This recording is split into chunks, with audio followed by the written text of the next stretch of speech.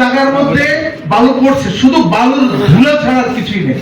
তো সেখানে তো স্যার আমার মনে হয় আপনার শত চেষ্টা করলো এটাকে গ্রিন সিটি এবং ক্লিন সিটি করতে পারবেন না। কিন্তু আমরা পরবর্তীতে যখন প্রশাসক মহোদয় আসছেন তখন সেটা আরো বৃদ্ধি করা হয়েছে অনেক।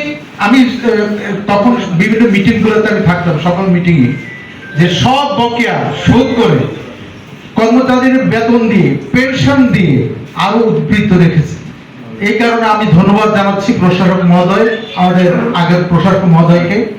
বর্তমান যিনি প্রশাসক মহোদয় উনি যে কদিন আছেন আমি মনে করি ওনার নেতৃত্বে, এবং যেটা দুর্নীতির কথা বলা হয়েছে, আমাদের স্যার যে দুর্নীতির কথা বলেছে, আসলে টাকা অনেক টাকা, কিন্তু দুর্নীতি হয়ে গেলে কিন্তু জনগণ কোনো সুফল পাবে না, কোনো সুফল পাবে না।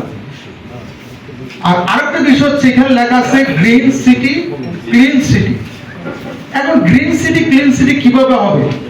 যেভাবে লক্ষ্মীপুর জেলাটা বালুর শহর হয়ে গেছে, ট্রাক যাচ্ছে বালু নিয়ে, কন্টিনিউ মজুদের হাট থেকে বালু নিয়ে যাচ্ছে এবং বালু উঠছে লক্ষ্মীপুরের মধ্যে বিভিন্ন জায়গায়, গ্রাম বিভিন্ন জায়গার মধ্যে বালু পড়ছে, শুধু বালুর ধুলো ছাড়া কিছুই নেই।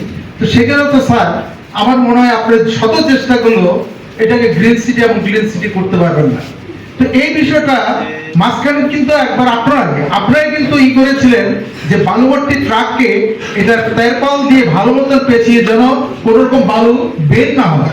কিন্তু এখন কিন্তু আমি দেখছি কিন্তু স্যার সব শেষ, ওপেন চলছে। আর আরেকটা বিষয়, লক্ষ্মীপুরের মতো আমরা হাঁটতে পারবো না। প্রতিদিন যে হারে রিক্সা বাড়তেছে, রিক্সা থেকে জনগণ কম, খুবই কম। আমরা এইখান থেকে এখানে আসতে আধা ঘন্টা সময় লাগে। স্যার এই রিক্সার বিষয়টা আপনারা পৌরসভা থেকে এই জিনিসটা যদি আপনারা একটু দেখেন, অন্তত পক্ষে এই জ্যামের কারণে আমরা এখন অনেকটা দিশার হয়ে গেছি।